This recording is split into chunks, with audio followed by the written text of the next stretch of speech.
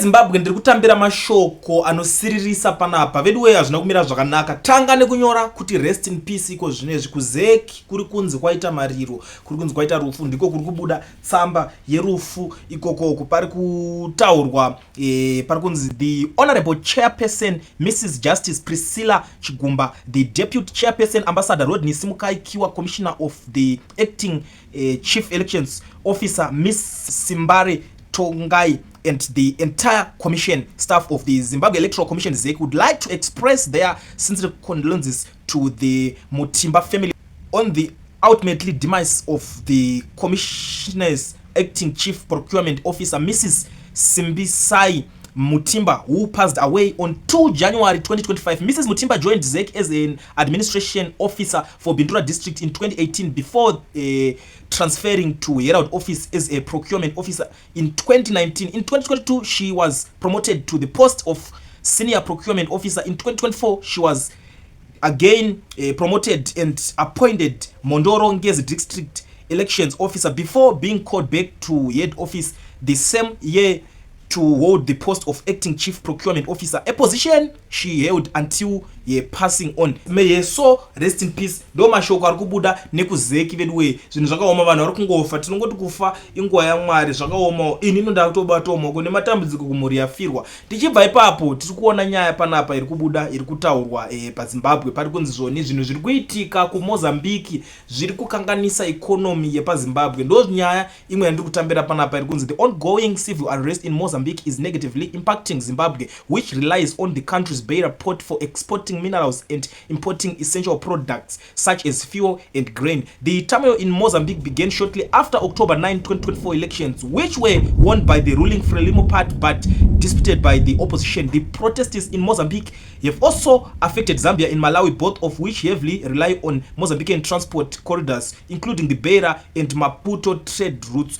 In an interview with the Newsday National Railway of Zimbabwe, NRZ spokesperson Andrew Kunambura acknowledged that the disruption has led to increase the transportation costs, delayed shipments, and a scarcity of essential commodities, including fuel and raw materials for industries, says Kunambura. Vari kutobvuma zvavo kuti izvi zvinhu zvakutotiremerawo nesu. But the funny thing now, nyaya iyi kwanzwa yakuchitaurwa kuZimbabwe ka vari kukanganwa kuti chairman ndo vanofanira kunge vakapedza masports vesadhak, vanofanira kunge vangoenda vakanomisa zvinhu zvese vakagadzirisa order. Sachairman voshandisawo zvinhu zviri mupower zvavanokwanisawo kuita kuti no guys, ngatiwirirane, ngatitaurirane zvinhu zvakafamba sei, let's do this. But yo nyaya inenge ichingofamba ichingonzi ivo chairman vacho ndo mento incoming president ari kutopinda kweku Mozambique ikoko. Saka zvinonetsa nyaya dzacho dzinenge dziripo. Ndo nyaya ndangoti ndiwe nayo ndakakubatirai. So nhasi ndine audio ndoda kusirai makateerera panapa. Mondiudzawo zvamuri kufunga. Kune vanoteerera maaudio panapa anobuda kunopedzera kumavideo, vanokuudzai kuti vanhu vakatsamwa kusvika papi and hazvitori nawo kumira mushe. Kana uchiziva kuti une something to say kana kuti unochida kusendawo yako audio, zvakakosha zvekare, namba ndichasiya pascreen ipapo, motora mosendawo enyu maaudios or anything zvamunenge muchida kutaura about zvinhu zviri kuitika muZimbabwe. Ngatisanganei mucomment section kune vanoda kukomenda comment section yepanapa. Kutaurawo kwangu kudiki-diki, ndambonzwa umwe achitaura achiti majaji akakepchwa, zvinhu zvakakepchwa. Regai ndikutaurirei ndichiti, when it comes to law we don't assume, hatiiti zvokufungidzira, tinotaura zvinhu zvine umboo. Pana here jaji umwe chete akambobuda kwamuri achitaura kuti yes, isusu judiciary yakakepchwa? Kana pasina, we don't assume kuti vakakepchwa. We have to deal with them. That is the first thing. Kana tadhila navo, ivo ndo vachabuda pachena vachitaura kuti takakepchwa isusu, saka hatina matongero atinoita nekuti takakepchwa.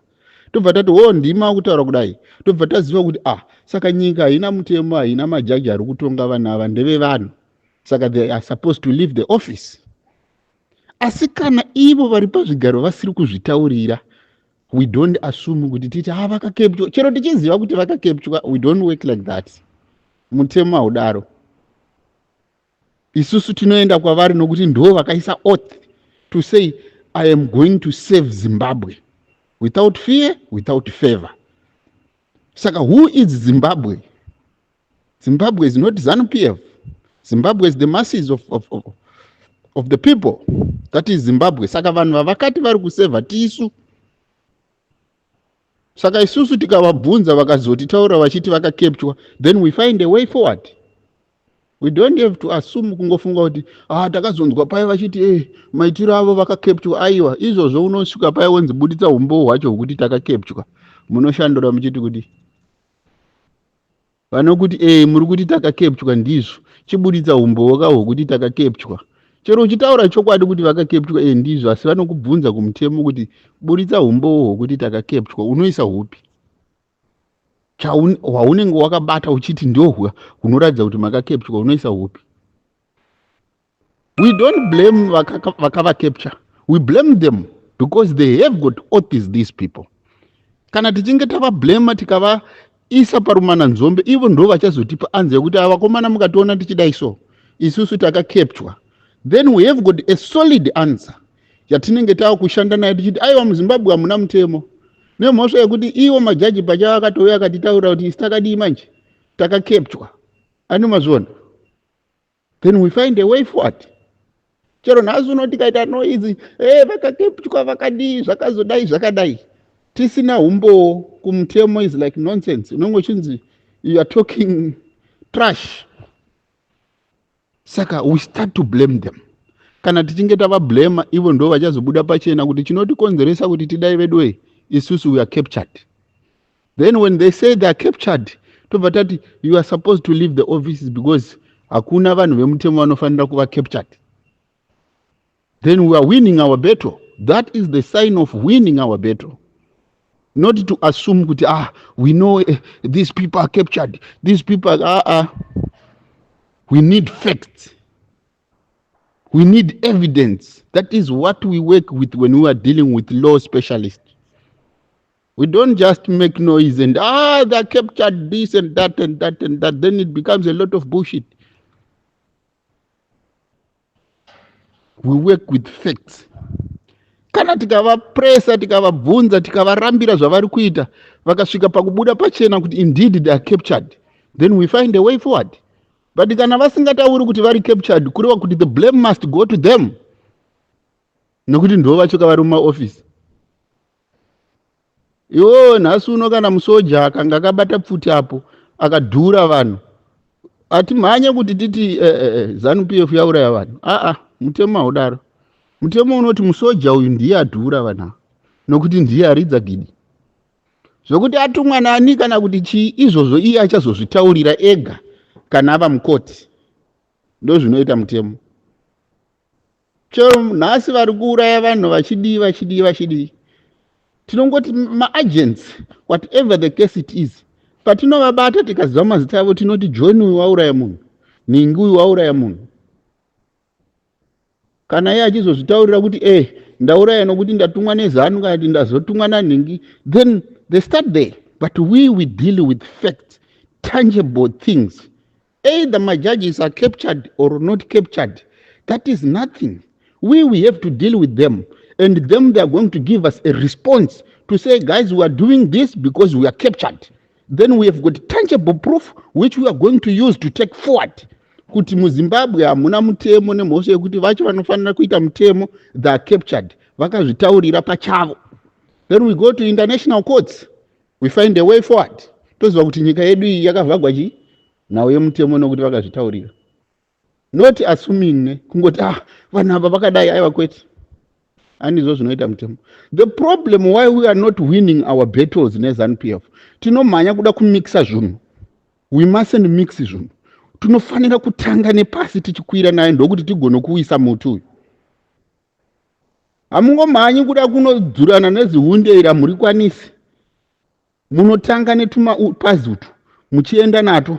Chero tinozviziva kuti they captured this ZEC, they captured this anti-corruption is captured, whoever is captured, we know that, but because we don't have tangible proof, we cannot say that.